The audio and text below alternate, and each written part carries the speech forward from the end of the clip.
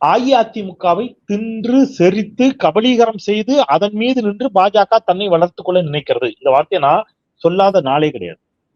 இன்னைக்கு அதை நோக்கித்தான் அஇஅதிமுக நகர்ந்திருக்கிறது. அப்ப பாஜக திட்ட தெளிவாக ஒரு திட்டத்தோடு நகர்கிறது.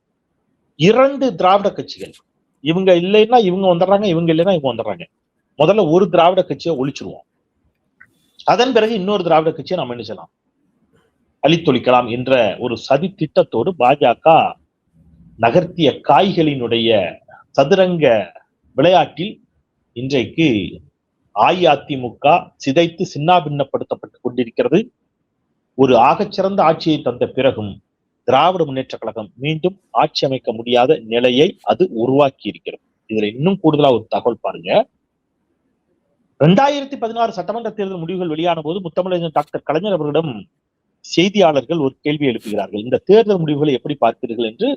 1 விழுக்காடு வாக்கு வேறுபாட்டில் ஆட்சி அமைக்கும் வாய்ப்பை தவறவிட்டிருந்தது அன்றைக்கு திராவிட முன்னேற்ற கழகம். ஆனால் முத்தமிழறிஞர் டாக்டர் கலைஞர் அவர்கள் சொன்னார், மிகுந்த மனவேதனையாக இருக்கிறது. காரணம், சுதந்திர இந்திய வரலாற்றில் தமிழ்நாடு சட்டப்பேரவையில் ஒரு இடதுசாரிகள் கூட இடம்பெறாத ஒரு சட்டப்பேரவை இப்பொழுது அமைந்திருப்பது எனக்கு வேதனையாக இருக்கிறது என்று சொன்னார்.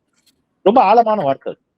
ஏன்னா முத்தமிழர் கலைஞர் சொன்னார், நான் அண்ணாவை சந்திக்காமல் இருந்தால் நான் கம்யூனிஸ்ட் ஆகியிருப்பேன் என்று சொன்னார்.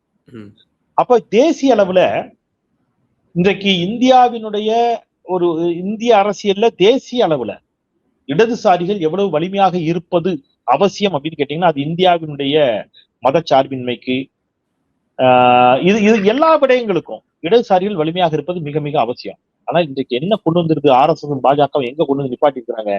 இந்தியாவில் எந்த ஒரு ஸ்டேட்டிலும் கம்யூனிஸ்ட் கட்சி ஆட்சியில் இல்லாத நிலையை இந்தியா முழுவதும் உருவாக்கி இருக்கக்கூடிய அதே RSS தமிழ்நாட்டில் திராவிடம் என்ற பெயர் இடம்பெறாத ஒரு அரசை அரை நூற்றாண்டுகளுக்கு பிறகு அமைத்து காட்டியிருக்கிறார்.